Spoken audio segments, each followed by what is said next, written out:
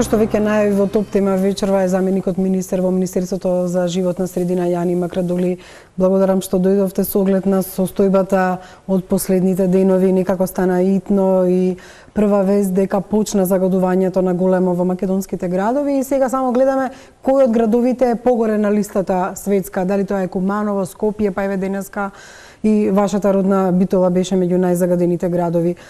Господине Макрадули, зошто не се повторува состојбата од минатата година? Уште не почнала во грејната сезона и зимата, а веќе зборуваме за најзагадени градови во светот меѓу првите 10 дека се македонските.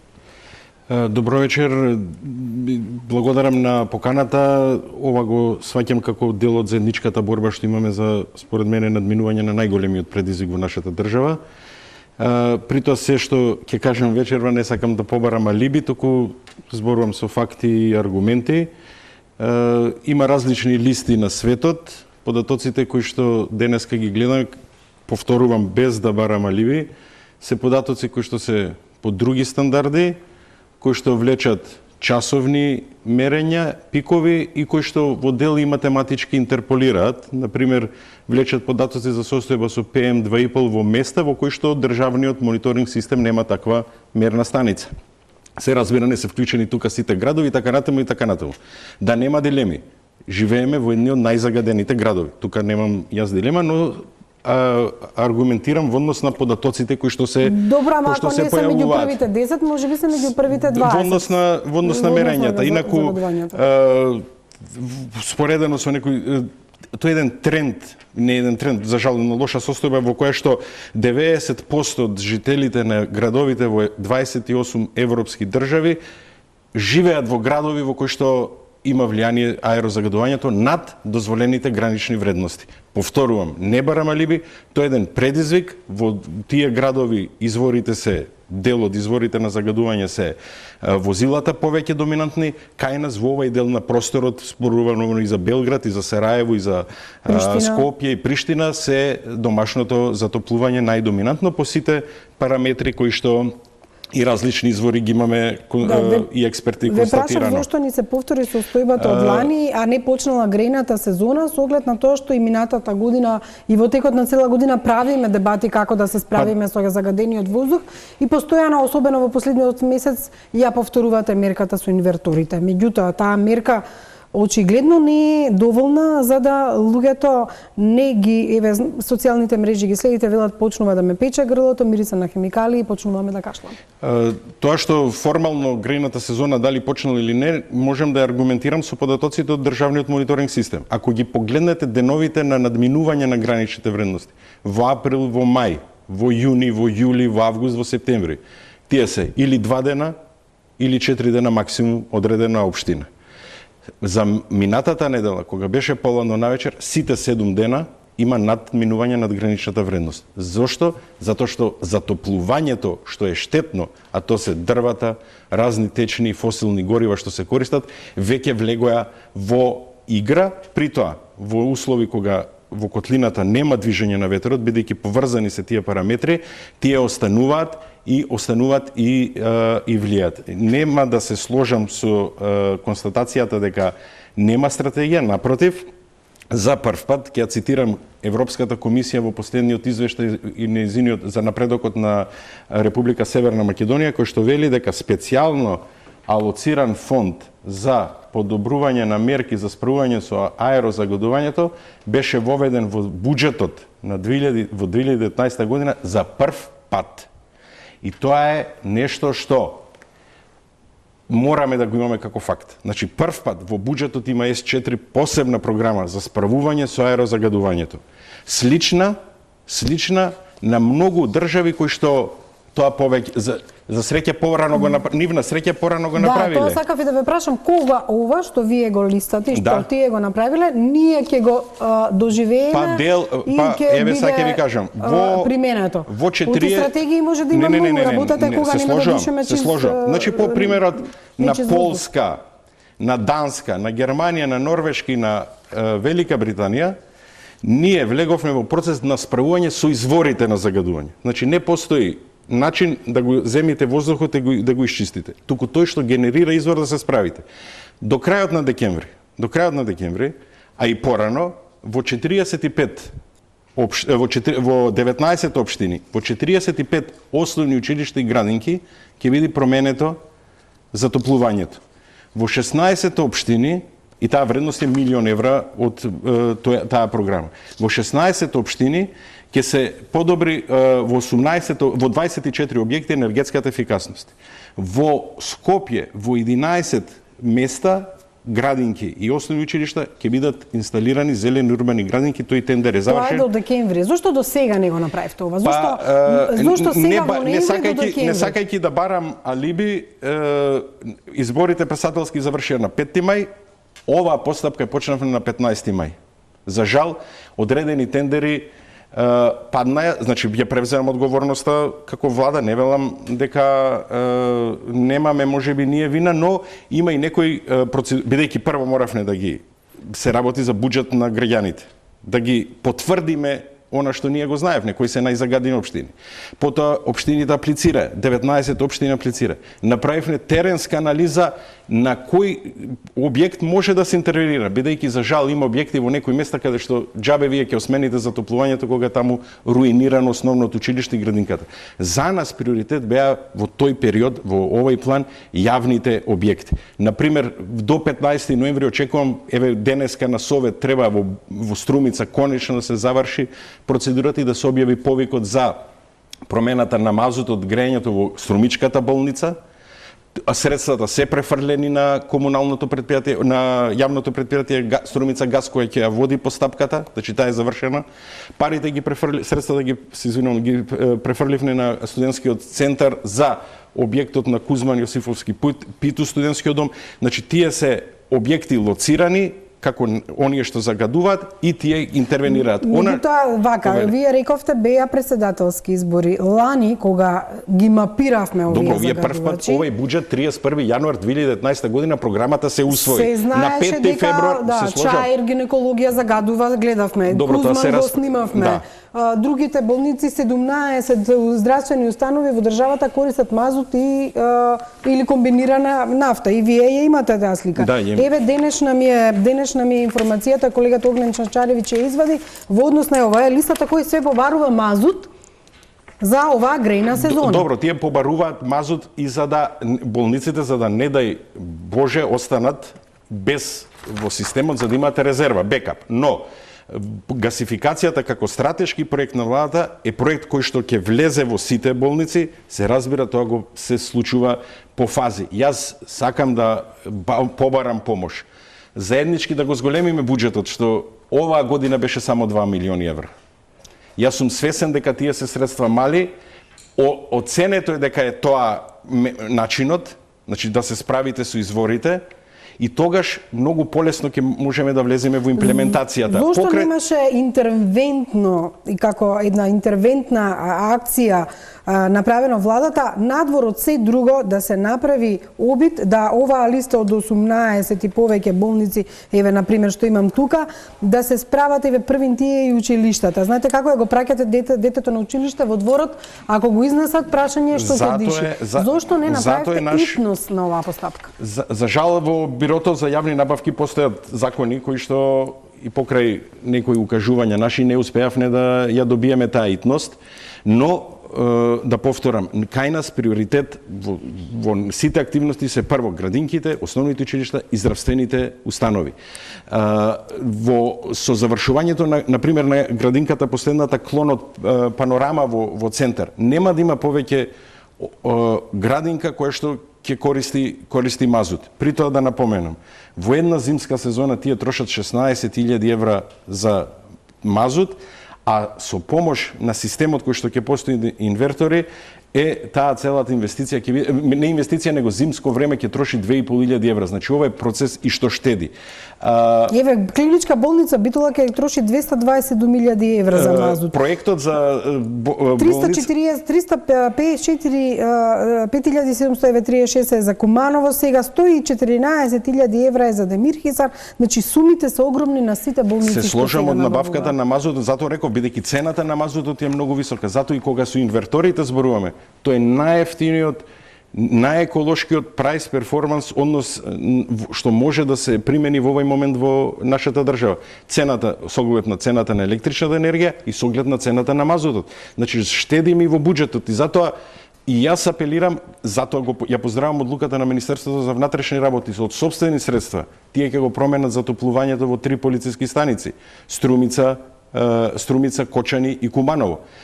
Министерството за одбрана се обврза за следната година да промени затоплување во едно од најголемите касарни во нашата држава. Така да не само овие средства, има една општа мобилизација во државата. Ова е патот по кој што одели и другите држави. Во овој момент вакви исти проекти постојат во Полска, во Чешка, во Словачка, во соседна Бугарија. Сите тие одат на замена на изворите на затоплување. Ќе одим и на идејата за трајно решение, меѓутоа да ги слушнеме изјавите на вашите колеги, министерот Филипче и министерот Арбар Адеми, кој го прашавме што со училиштата, па и премиерот кој денеска најави некои рестриктивни мерки во однос на казните. Еве што тие рекоа кога ги прашавме како тие мислат да се справат со објектите од нивните ресорни министерства. Мораме како држава сите да влеземе во својата одговорност.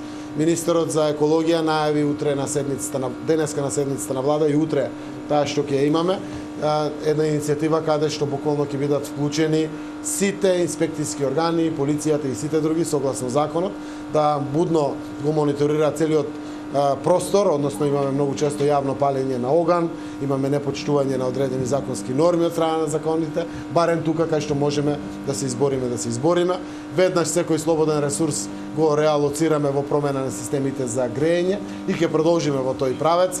Сите знаеме, прво сме свесни дека не може за година, 2-3 или пократко да ги постигнеме успесите во делот на загадувањето на воздухот, но еве, ние со конкретни мерки се бориме. Го правиме тоа што цел свет го прави, верувам дека сите ќе ја подигнеме нашата свесност. Темата на аерозагадувањето е една од најактуелните теми и во рамки на владата. На повеќе наврати сме дискутирале на ова тема, на повеќе наврати сме донеле заклучоци и ќе работиме и соработка со Министерството за животна средина и просторно планирање во таа насока. Веќе знам дека постои иницијатива за студентските домови и така натаму, така што во овој период што следи образовните институции секако дека ќе бидат вклучени во овој процес и со тек на времето и благовремено ќе ве известиме за сите наши чекори. Кумановската болница имаше спремен проект кој што требаше да се модифицира од технички аспект заради новиот ургентен центар. Заради тие нови приклучоци, тоа е сега при крај. Имаме обезбедено средства и веднаш кога тоа технички ги среди, ние може да ја започнеме постапката. Заврши постапката за Чаирската болница, договорот е веќе склучен и градичните работи треба да започнат на терен веќе во периодот кој што следува. Макрадули, некако сите на вас одат. Министерството за животна средина во соработка со Министерството за животна средина. Сите луѓе што ги видовме, мислам Добро Заев и владата, не зборам за ресорните министри, имаат пари во буџетот и може да ги пренаменат. Дел од тие пари може би биле за набавка на возила, некој сакал може би да купи мебел. Дали се случило, јас не видов дека се случи до сега, еден од министрите да каже нема да купуваме тоа, ќе даеме пари за тоа и тоа училиште за да се купат инвертори, или нема да трошиме средства во здравството, дури и за клиничката болница што навистина е голем проект, без да претходно сите болници ги опремиме со затоплување кое што е енергетски ефикасно и не загадува. Зошто тоа не може? Еве вие, зошто мора па на вас да чекаат како министерство? Па не знам. Не, добро, не знам зошто и да чекат и на заменик министерот. Не. Прво сакам да кажам најискрено дека и овие 2 милиона кои што дојдоа, кога се создаваше лани фондот, најмногу средства дојдоа од канцеларијата на премиерот на владата господинот Зоран Заев. За жал не сите министерства партиципираа со средства од рамките на своите буџет да го зголемат овој буџет. И тоа мислам е јавна тајна, сакам навистина да се заблагодарам. Па и критика, па добро, не е јавна тајна, ама значи, сакам. можеле да пренаменат, можеле. Можеле во однос да се зголеми средствата нова. И затоа апелирам затоа велам, оваа борба е заедничка на сите. бидејќи сите на било која конференција да отидете, на било кој состанок, сите викат дишеме ист воздух или припаѓаме на иста атмосфера. Последниот светски конгрес на кој што се одржа во Истанбул беше тоа. Покрај тоа, затоа и го дадов примерот со Министерството за внатрешни работи кој што собствени средства ќе ги пренамени за топлувањето во трите објекти и Министерството за одбрана. Очекувам тоа и другите да го направат. Министерството за животна средина по природата на нештата е надлежно за ова, но ова е меѓуресорска работа. Сите се важни. Министерството за транспорт и врски во процесот на гасификација придонесува за намалување на аерозагадувањето. Министерството за образование со промената на енергетската ефикасност, да не кажам за посебно Министерството за економија кој што има своји програми, дали за за купување на печки на пелети кои што имаат субвенционирање 70 милиони денари за програмата за енергетска ефикасност за набавка на ПВЦ, алуминиумски прозори за замена во домаќинствата, за замената на типот на гориво кој што се користи да се префрли на газ во возилата е исто придонес и се разбира голема помош имаме од градот Скопје кој што со серија на активности придонесува за општата слика. Се разбира секој може повеќе да заеднички да се избориме во оваа борба.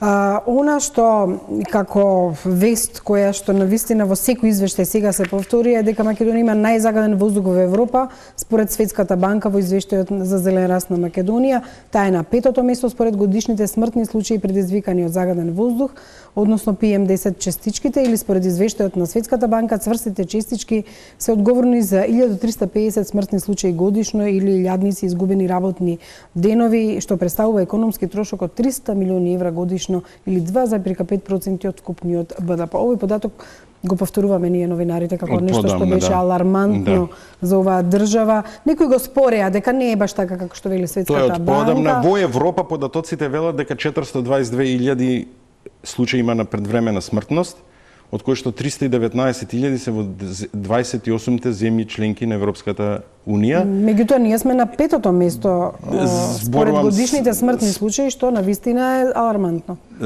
Се сложувам и еден човек да е, тоа и затоа викам, затоа е прв пат се донесе програма, значи во овие 2 години и 4 месеци вчера, колку што е мојот мандат, максимално вложивме напори да стигнеме до еден пат. Ова е патот. Промена на изворите на загадување.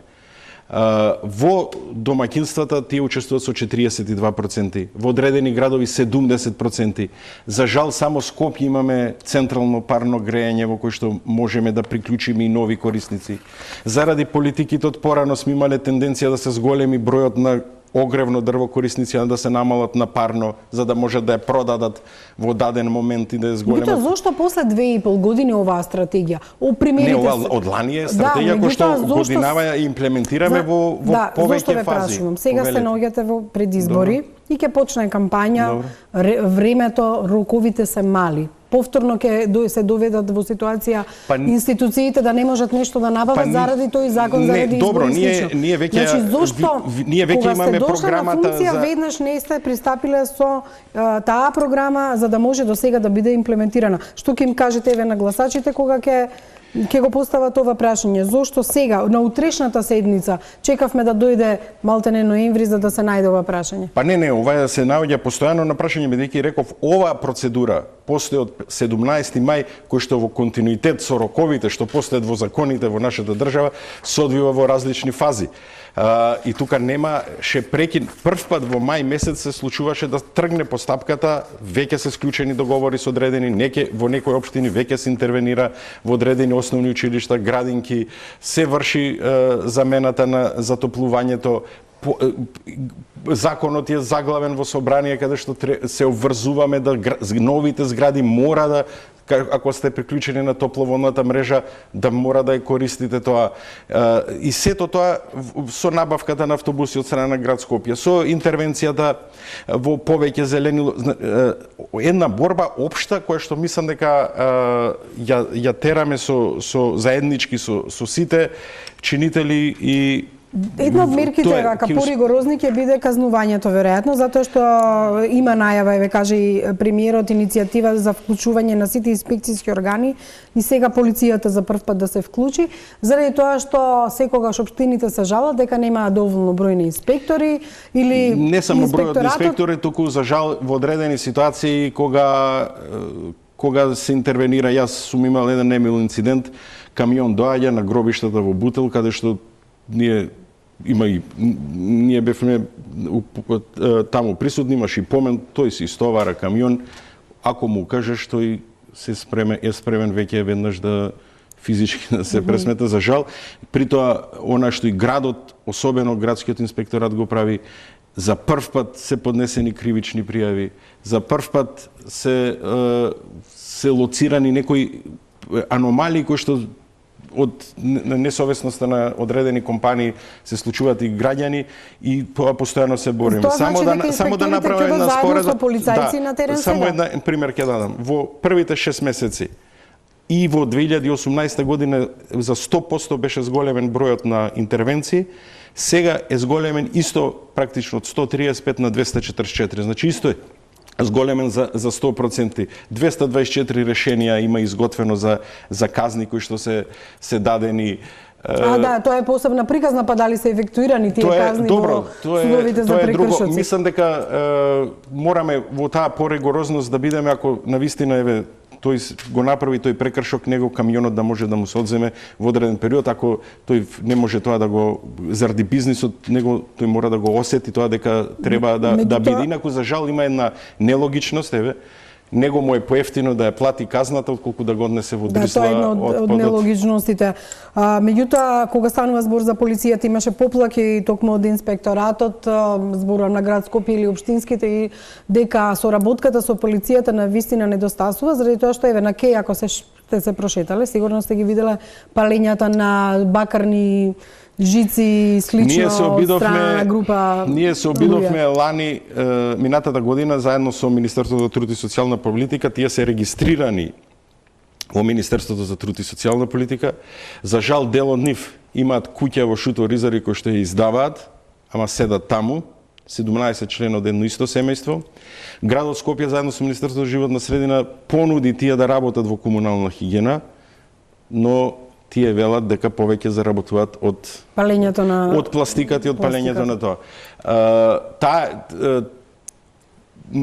Им се нуди престој во затворен, во цврст објект, Не може ли тие граѓани, ако не се жители на Македонија и граѓани на Македонија? Не, тие се жители, тие се сите регистрирани жители кои не се на Македонија, се во околу Вардариште лоцирани, но тие се не барам повторно алиби. Наше немаат сметки, зборувам дека и тие може да бидат казнети ако не со прекршочно, со друга казна. Ние имаме план тој дел да го култивираме со средства, да го замениме со детски игралишта, за да може тој простор поинаков да биде доброволно не сакаат да заменат. Меѓутоа не може ли да со казна, институциите, тој предизвик за институциите како ќе реагираат, се додека ние не реагираме, ќе биде наша. Имам чувство дека нема релација некогаш, особено при ваквите казни, полиција, животна средина, труд и социјала. Ова е меѓусекторска, затоа вика мора да има меѓусекторска работа. Мислам дека во однос на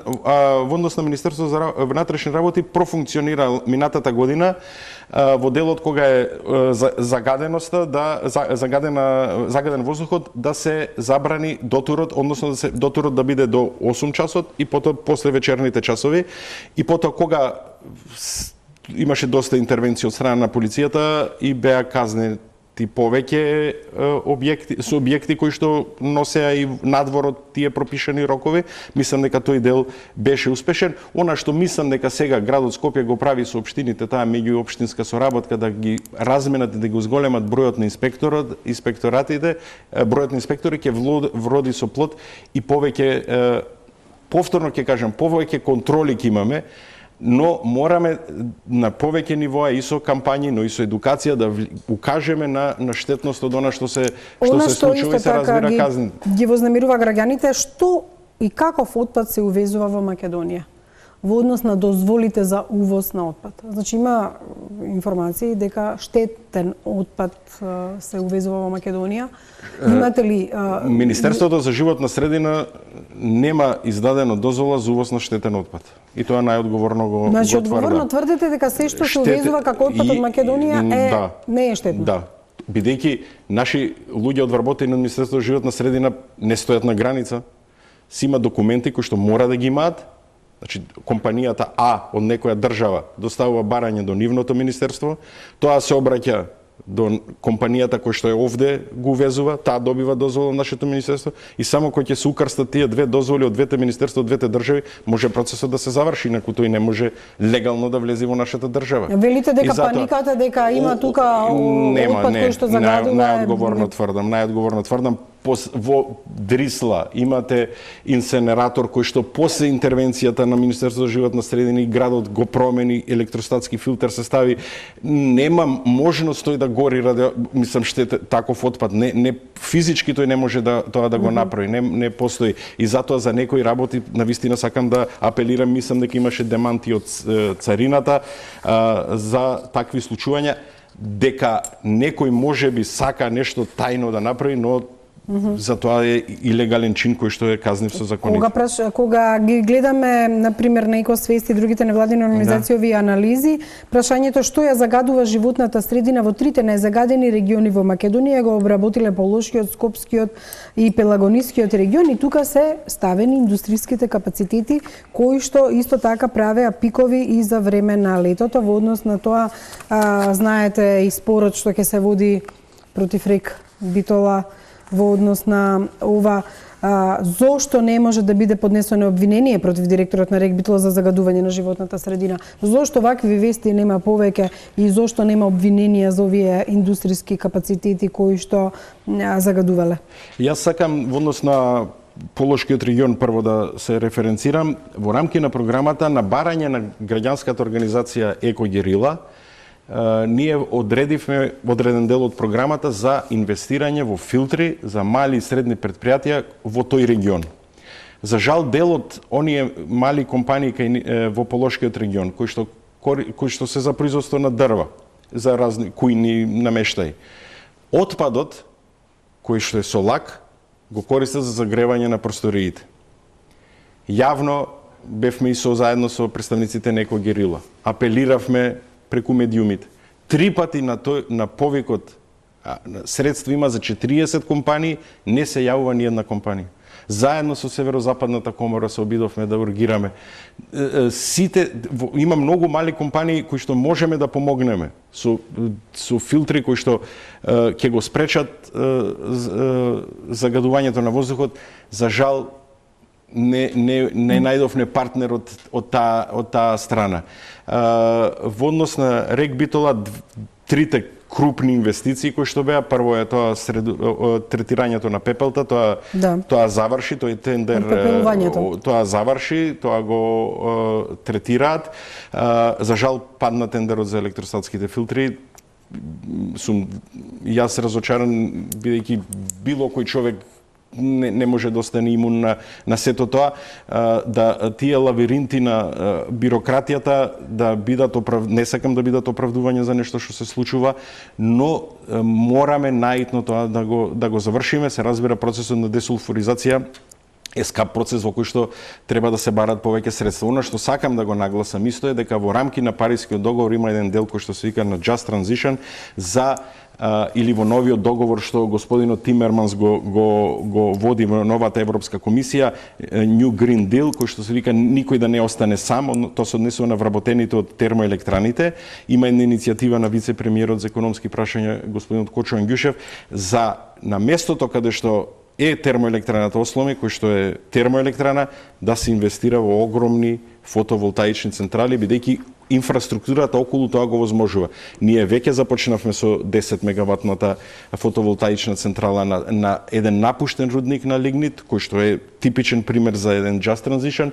Ме радува што за повиците кои што беа дадени за фотоволтаици во Свети Николско и во Македонски Брод се пријави 80 компании, од кои што повеќето се меѓународни, бидејќи гледаат дека е тоа нешто во кој што треба. Знаете дека и по светски стандарди термоелектраните треба да бидат затворени и судбината на овие електрани. Ние се ги тераме, ние во однос на енергетската заедница, оваа влада со законот кој што го донесе за енергетика, со законот за енергетска ефикасност што сега ќе се донесе, го заокружи третиот пакет на закони кој што се обврска од страна на енергетската заедница и верувајте ние во и заедничката стратегија што ја правиме за енергетика и клима и верувајте ние во однос на енергетската заедница сме лидер во однос на регионот на тие активности што ги правиме. Да, меѓутоа она што на вистина ги вознемирува граѓаните е кога освен овие големите индустријски капацитети, особено има општини како Карпош и други, кај што постојат мали погони, слично на во Тетово, каде што може ли, еве сега со оглед на заострените мерки и полицијата, да се забрани секаков производ, да се затвори, да се издаде налог за тоа повеќе да не работи и така да трпат штети. Значи, очигледно кај нашите, кај тие несовесни граѓани или бизнисмени, освен казна, друго ништо не помага. Се сложувам, затоа и верувам дека премиерот господин Заев ќе обстои на ова што и денес беше кажано, да практично со една зајакната контрола и со помош на Министерството за внатрешни работи се влезе во една сериозна акција за да им се помогне на комуналните инспектори кои што се мачат практично да се справат. Вие имате некои апсурдни ситуации на пријава на граѓани. Вие знаете дека човек на 7 спрат во зграда во Лисиче користи гуми, чизми за загревање. И вие не можете да влезете бидејќи тој вика дека е тоа приватен имот и не може инспекторот да влезе. Она што мислам дека треба да го направиме заедно со помош на општините кои што ги издаваат тие интегрирани дозволи, построги контроли, почести мониторинзи да се прават. Градот очигледно функционира поинаку, и по планедневните часови постои инспекторатот и во сабот и во недела. Градот да, меѓутоа и некои градоначалници велат на тој број никој не се јавува, едноставно немаме инспектори. Случајот беше со Куманово, еве, актуелен Викендов. Куманово, значи тоа да немаме дилема, тоа е пик кој се јави во моментот на палење на печката. Што директорката вели не е така, затоа што имаше и други загадувања. Зборувам, ние како новинари се потрудивме сите страни да ги имаме. Нема проблем. Слободно, еве заеднички можеме да погледнеме, например, мониторинг станицата во центар кој што се наоѓа диагонално од делегацијата на Европската унија. На црвено, во моментот кога се пали зелено, имате пик. И ако тогаш тој го земе тој податок, вие ќе имате огромен. Затоа во значи, Европа резултат на мазотот од болницата. Тоа се сложувам дека е тоа. Затоа на пример за оваа година во Струмица го решаваме бидејќи мерната станица е до болницата, до котелот на мазот. И тоа е штетен, се сложувам. И при тоа повторувам, ќе штедеме пари, ќе заштедат бидејќи помали се трошоците за затоплување. Се разбира не го зборам на ВМРО да помене дека без пари е затоплувањето, тоа не ќе да коментирам. Ќе биде ваздухот почист. Но да се вратам на податоците. Затоа Европа и цел свет работи со државни мерни станици, што се скапи, и второ, се прави 24-часовен просек. Бидејќи ви имате пикови, реков, палењето на моторите може да се погледне неве на зелено, кога ќе тргнете во центар, тогаш имате пик, но се прави 24-часовен просек и затоа тие се валидни податоци. Инаку, еве уште еден податок да дадам. Веднаш кога дојдовме во позиција да имаме често да водиме владата, да бидеме дел од владата, предходната состојба беше 5 дена да има загадување, па ќе се алармира, 10 дена ќе се превземат мерки. Сега ги скративме на 2 дена, ги намаливме милиграмите по метар кубен, на барање на граѓанските организации, за да бидеме поодговорни сите во оваа работа. Меѓутоа искрено да бидам како граѓанин не чувствувам разлика било која влада да е, дека чистиме, дека дишеме почист воздух. Колку пари добро, податоците кажуваат дека помалку е загадувањето од минатата година од претходните. Тоа се факти кои што постојат. Колку е една пари една мерна станица? 250.000 евра. Значи не е толку скапа очигледно. Зошто не работат Гази Баба, ректор секторот Лисиче Битола? Па работат, не викам дека не работат. Да, меѓутоа беа расипани долго И време. зато ги четири се вклучија ова на почетокот на грејната сезона, значи Куманово, Тетово, Гази Баба и Ѓорче Петров се вклучија, а опремата е за преостанати 5. Мислам дека и во Велес едното не работи. Веќе се сложувам, веќе се набавени и во Велес, во Гостивар, во Лисиче ќе бидат поставени новите 5 мерни инструменти. Па тие се набавени, процесот на калибрација во однос треба да заврши и ќе бидат инсталирани. Ако ја видите сумата од 225.000 евра ја споредиме со други трошоци, значи и не е толку скапо. Зошто ве прашувам? Здравието на луѓето е најскапа работа. Се сложува најскапа работа и затоа Вие викам како заменик министар заедно со министерот, веројатно тоа треба на утре на вашите колеги на утрешна седница да им го објасните и да им кажете дека во оваа алармантна ситуација дека ништо не е побитно од здравието на луѓето и тоа да го разберат. Се сложувам, но без да ќе направам една споредба со 250.000 евра. Кога знаеме дека е загадено, мојот предлог е подобро да промениме затоплување во 5 училишта. Не зборам за апсолутно не зборам кога зборам за едни мерните средства, во туку кој средства за борба против пристап да ги имаме. загадувањето. Мониторингот, бројот на мерни станици одговара согласно европските препораки и стандарди. Тие опфаќаат 4 километри квадратни и знаеме дека е загадено. Знаеме. Подобро да тие средства ги вложиме во промената на затоплувањето во градинките, во зрстените, со тие средства да промениме затоплувањето во Куманово, јас најодговорно тврдам. Можете ли утре да и побарате на вашите колеги тоа? Да направат, например, во одреден рок од 10-15 дена, како ќе релоцираат средства за ова што... Јас тоа сакам да кажам. Веќе почната разговори за програмата за 2020 година. Например, гимназијата во Тетово. Со градоначалникот на Скопје остануваат само 2 објекти од средните училишта во Скопје кои што се на мазут. Тоа се браќа Миладиновци во Драчево и Кочо Рацин во Ѓорче Петров. Едниот објект ќе го превземе градот, другиот објект ќе го превземе фондот, односно планот за чист воздух да го коригира. Битола гимназијата ќе ја правиме. Болницата, например, во Битола има проект кој што е со помош на пријатели на Македонија од Шведска кои што живеат од Битола, тоа е скап проект. Тоа е неколку милиони евра во кои што во Струмица имав несреќа бидејќи инфраструктурата внатре е добра и може само промената на котелот поедноставно технички да се изведе.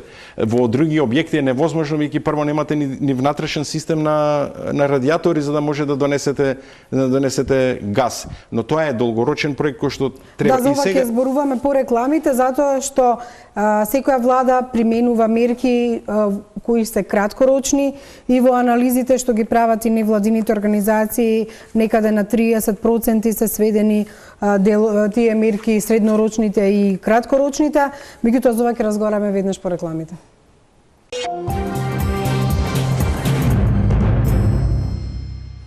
Денеска во неколку општини имаше и дебата на тема како да се спречи загадувањето во Битола, во Штип, во општина Аеродром. Снимивме дел од граѓаните од општина Аеродром како дишат тие, затоа што кога ќе ги видите оние мерни станици, едно од местата кој што е најзагадено е Лисиче, Ново Лисиче, па еве што велат тие. Дизелите коли, германците ги сврлат од ги носат отпад, нашите ги донасат тук. И затоа, зашто порано не беше загаден градот? Од кога почна вие старите дизели да ги увозуват, градот се загади. Има и ке има. Тоа е на долгорочно треба да се реши. Не може тоа преку ноќ. Италијаните знаеш викаат Романо не фати ни un giorno. Нити Рим преку ноќ не е створен. Скопје преку последни метелци се изградили преку ноќ? Не, учи се гради. И тоа е така, долгорочно треба да се работи. Да си сврлят дизел, да си сврлят дрвото, да си сврлят ова, сема пилети и што знам, на струја, газ, плин, долгорочно ќе се реши. Колку преземаат, они знаат, ние не знаеме. Кај што живееме тука, кога има загадување, бегаме дома и така натака. Не знам што да кажам за тоа, не знам. Па да, се чувствува, да, тоа миризо се чувствува, се од кај иде, што иде, не знаеме да ви кажеме точно. Загадено се од секогаш. Не е одреска од колите, дрва што луѓето што се греат на дрва, што ги палат ѓубриштата, Тоа е за народот. Народот фрла секаде ѓубрија, ги пали. Тоа е. Сметате дека надлежните институции преземаат соодветни мерки? Па не преземаат. Ниту една влада до сега не преземала никакви соодветни мерки. И сега ние не може да нападнеме една влада или друга влада, кога сите така функционират. Загадувањето во Скопје, па и пошироко и во Републиката, највеќе мислам дека се што се користи за загревање, дрвата што не ги применуваат како дрво чисто, туку горат други некои материјали.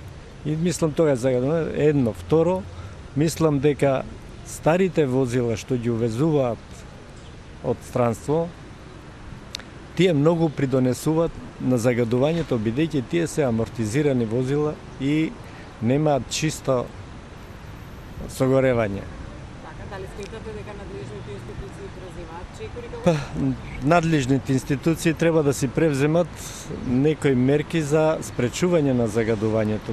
Меѓутоа, секогаш гледам да се слушаме, превзимаат, меѓутоа тоа се повторува и понатака продолжува загадувањето.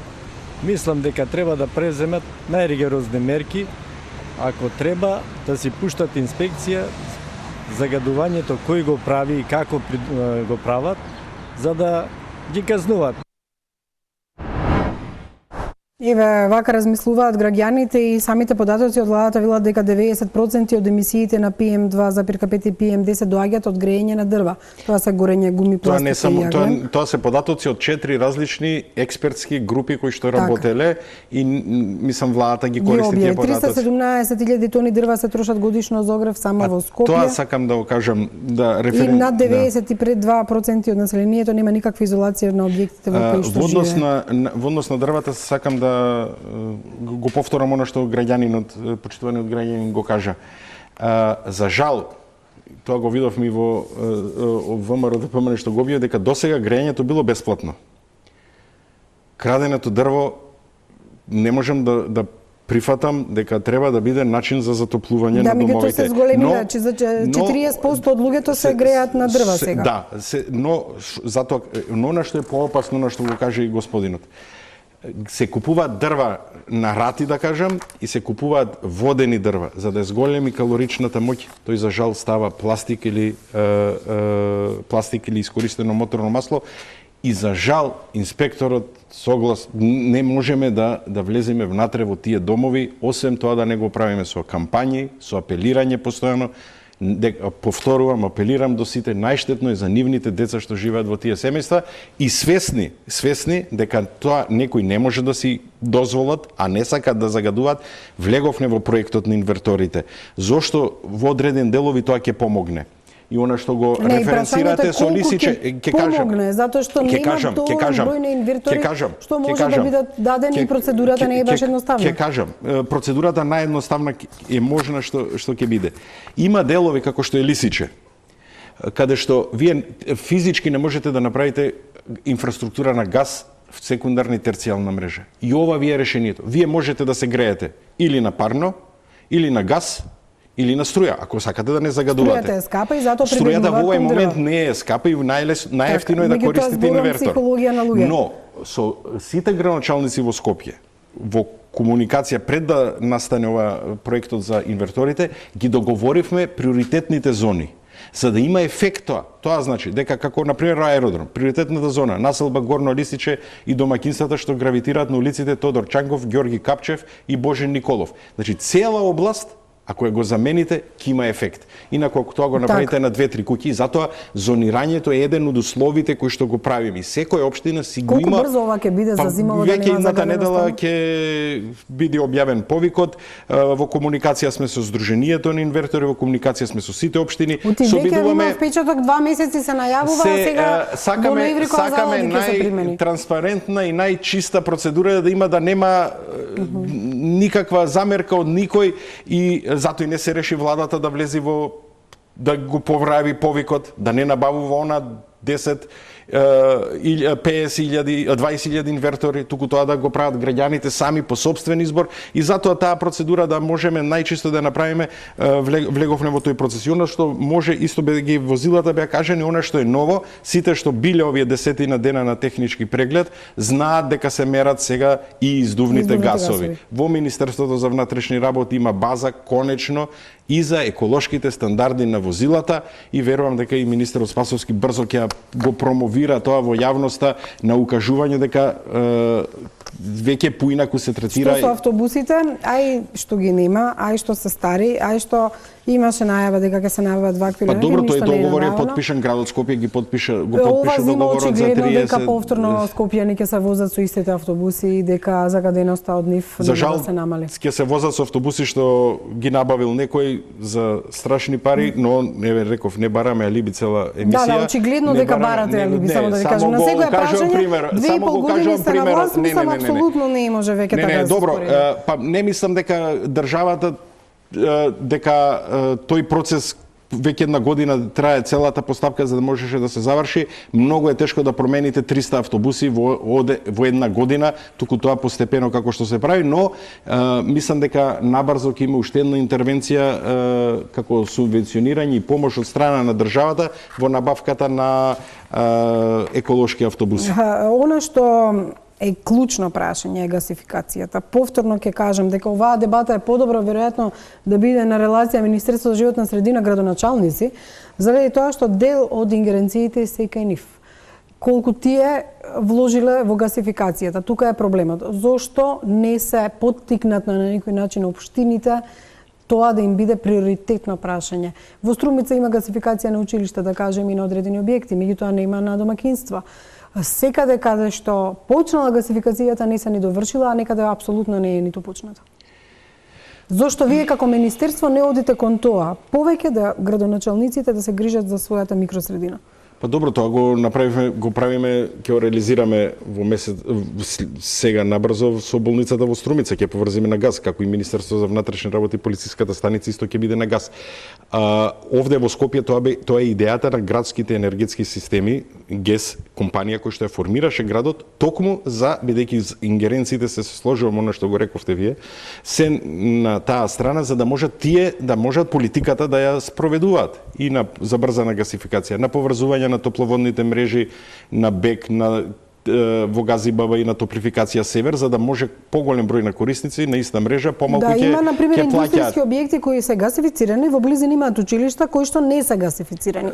Тоа не е искористено иако постојат такви проекти. Затоа и тие се приоритет дел од овие училишта кои што ќе се реализираат, ќе бидат реализирани со поврзување на гасоводната мрежа. Колку имате ингеренции вие и можности, еве, барем оние градоначалници што се од вашата партија, да можете да им дадете некаков ултиматум да работат на гасификација на своите општини? Па не, мислам дека МЕР сосема коректно ја врши целата работа во делот на гасификацијата како концепт на државата кој што се оди. Процесот на поделба на дистрибутер, производител мора да се случи и ќе се случи и нас ни треба оператор кој што тоа ќе го прави. Значи исто како во струјата ева на МЕПСУ и ЕЛЕМ што се раздвоени, мора и тука да ги раздвоиме како оператори, мораме да најдеме оператор некој кој што ќе ги води тие работи, концесионер кој што ќе се грижи за да ги приклучи и граѓаните кои што тој процес се сложува е поскап, но и во градот има план да тоа со плаќање на сметките тој си осубвенционира приклучокот кој што е поголема инвестиција во однос на граѓаните. Полесно е тоа да го направат компаниите, да искористам особено до градежните, имавме на средба Сабајле кога се градат зградите да предвидат поврзувањето на топловодната мрежа. Нелогично е Министерството за животна средина што се наоѓа над топловодната мрежа некој да го направи, а да не го поврзи на топловодната мрежа. И вие плаќате поскапи сметки во време на зимската сезона. Значи тоа мора да биде, затоа зградата што гради ПУИК, иако не беше приклучена, како заедничка одлука на ПУИК и нашето министерство, менеджментот на ПУИК одлучи да го поврзи на топловодната Добро, мрежа. меѓутоа ако ми ставите како обврска тоа и ќе го направат, ставите го во закон, ставите го при апликација. Стои во новите законски одредби, за жал тој закон за градење за просторно урбанистичко планирање, мислам со 200-300 амандмани заглавен некаде во низ собраниските лавиринти, каде што каде што досега кога градите зграда, кога треба да донесете план и за вода и за струја, вие ќе имате обврска тоа да го направите и за топловодната мрежа, и ако се наоѓате во зона во која што има топловодна инфраструктура, вие тоа мора да го направите. Граѓаните ги спомна автомобилите како загадувачи, Евро 4 овде и не знам воопшто колкава е бројката на такви возила и дали Голема, огромна за држава. И значи зошто не имаше обиди да се исчистат старите возила, увозот да се регулира, меѓутоа што со казните? Вие промовиравте табли одредени, Ги промовиравме боите жолта, зелена и црвена етикета или маркица што ќе бидат на возилата. Од мене непознати причини тоа обврска се тргна во амандманската расправа во собранието. Не се сложувам со тоа што го направија пратениците, мислам дека е неодговорно. Но постои законот за моторни возила во делот на субвенционирање на моторни и електрични возила и постои субвенционирањето во однос да ставите LNG во возилото за да може да го промените типот на горивото што ќе го користите. Очекувам Министерството за финансии заедно со Царинската управа која го подготвува законот за акцизите да ги дефинира нови стандарди каде што наистина возилото кое што загадува помалце, односно емитира помалце емисии, да тоа е помалце и се оданочува за да може да се стимулира набавката на новите возила. Тука треба и импортерите, верувам се во комуникација, има една работна група која што постои да влезат во подршка или заедничко справување, бидејќи бројот на стари возила што се увезува е навистина голем. Она што беше исто така разочарувачки, особено за кога ние новинарите одиме на терен и гледаме што се случува, е работата на инспекторатот. Постои инспекторат републички, меѓутоа и државен инспекторат, и колку се тие ефикасни. Имавше еден пример, кај зашто потоа ни се налути директорот, кога се загади Вардар, кога 2 дена тие не излегоа на терен, Скопскиот инспекторат излезе и потоа дадоа соопштение дека не е точно дека биле сите на службен пат и слично, меѓутоа факта и во други примери дека тие не делуваат онака како што треба. Ова е впечаток на нас медиумите и јавноста со оглед на тоа што и за други теми, дали се плажите во Струга или загадениот Вардар или воздухот. Зошто не делува инспекторатот? Инспекторатот, државниот инспекторат како самостоен орган во рамки на министерството делува во однос на така наречените А инсталации и тие имаат обврска за редовни и вонредни контроли на сите тие А инсталации, ги пратат што се случува. За жал, како што е примерот со плажите во Струга. Добива задача инспекторот доди, кажува дека нема ништо. А има од нешто. кога Министерството за внатрешни работи поднесува кривична пријава кон инспекторот за неодговорно и несовесно постапување, тој поднесува кривична пријава против еден сторител дека постои трската или се уништува трската, навистина. Да, до денеска и него видовме тој извештај за плажите. Во однос на инцидентот што се случи, еколошката катастрофа што се случи во реката Вардар, мислам дека компанијата ќе ја плати најголемата штета која што е казна пропишена согласно законот. Прашањето беше зошто инспекторите не излегуваат веднаш на терен. Кај се, колку има инспектори, зошто не делуваат? Па, например, кога во 2017 година првата средба што премиерот Заев имаше со граѓанските организации, после таа средба за 100% се зголеми буџетот на инспекторатот и се направи план за вработување на 14 нови инспектори, бидејќи имате општини во кои што воопшто и нема, ние немаме подрачни единици. Мислам дека тоа сакам да кажам. Имаат тие своите активности ги објавуваат на веб страницата, но мислам дека ние сме спремни за една нова реорганизација, потребно е за државата, тоа е мојот став, во кој што ние ќе имаме подрачни единици како Министерство за животна средина, бидејќи тоа е еден од најголемите предизвици општо во државата, зборувам. За разлика од другите министерства, ние немаме подрачни единици, имаме само една канцеларија мала во Охрид, но мислам дека таа треба да се зголеми повем и инспекторатот, бројот на инспектори да биде во однос на инсталациите кои што постојат соодветни на Меѓутоа имам впечаток дека една инспекторка инаку... работи, која што ја гледаме на терен со ѓавото беше случај, например, која... Ама таа е единствен инспекторат за вода, тоа е за вода. проблемот. Пак тука е работата што... Но сега се вработија нови луѓе во рамки на инспекторатот. Инспекторатот веднаш реагирал, јас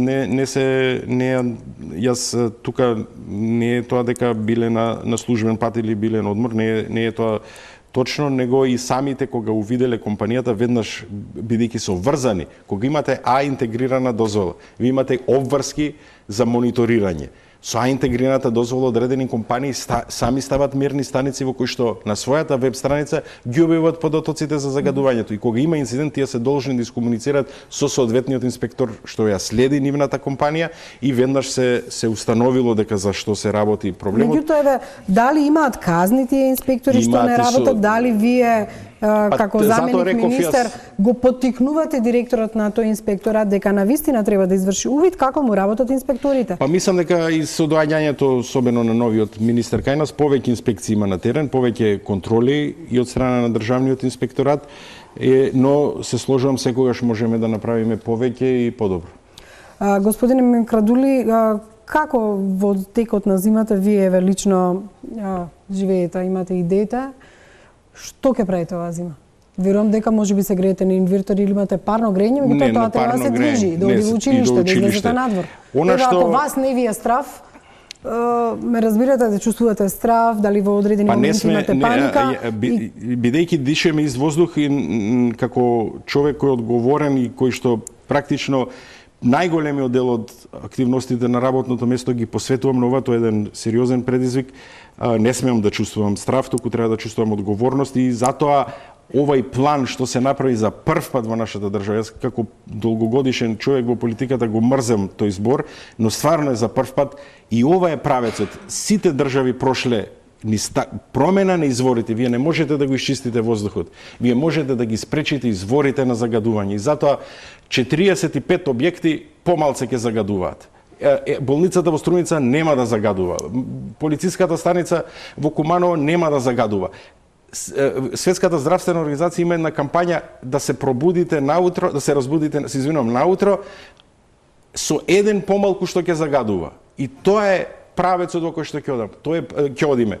Скапи овај процес, но за една, зборам за економија и држава како што сме ние, во приоритетите што беа реално во овај претходен период и мислам дека најмногу ќе помогне отварањето на преговорите и нашето поглавје, бидејќи тогаш поголем ќе биде притисокот, но и средствата што можат да се искористат од структурните фондови на Европската унија. Градоначалниците, еве и утре на владината седница вашите колеги министри. Па најдобро еве да ги замолам или да апелирам кога ќе го дефинираме, ние ги дефинираме сега активностите. Активностите ќе ги предложиме така и концептот во буџетот за 2020 година. Повеќе средства да вложиме во овој фонд практично за борба за справување со аерозагадувањето и од тој фонд да најболните или најкритичните точки ги решиме. Ви благодарам што бевте дел од таа тема. Ви благодарам, јас ако може дозволите едно екомоливче, јас ќе ви дадам. Ајде еден придонес кон борбата против градењето на јавната свест. Се надам дека следниот пат ќе ги имаме тука и невладините организации и градоначалниците кои што навистина треба да бидат повикани за оваа тема. Јас ви благодарам на вниманието и се надевам дека што поскоро ќе се разбуди свеста кај надлежните, а и кај граѓаните Скопје и другите градови да не бидат на топ листата најзагадени во светот. Останете со програмите на Телма.